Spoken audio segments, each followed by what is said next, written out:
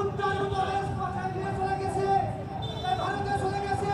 আমি বলতে চাই, আপনার সেই নেত্রী আজ কোথায়?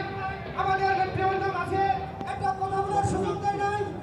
এই দেশের নিরীহ মানুষের অন্যায় অত্যাচার করে জুলুম করেছে, তারপরও বিএনপি সহ্য করে আছে। ইনশাআল্লাহ কোনোদিন হয় নাই।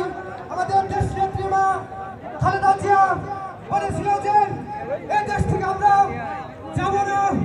যাবো না, এদেশের মাটি, বাংলাদেশের ঘাঁটি, এদেশের রাষ্ট্রের পরিচালনার জন্য বেগম জিয়া এখনো হারে নাই। আমাদের দেশ নেত্রী খালেদা জিয়া আপসীন নেত্রী।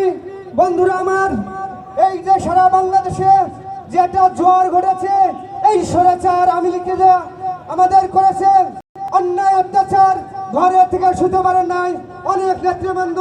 আমি একটা কথা বলতে চাই, বারবার আমাদের ভিতর আলোচনা আসতেছে, আমার বিএনপি কিছু আওয়ামী লীগ নিয়ে এদেশের মাটিতে আসছে। আমি তাদেরকে হুঁশিয়ার করতে চাই, সিনিয়র নেতারা আছে, আপনারা অবশ্যই মাথা রাখবেন।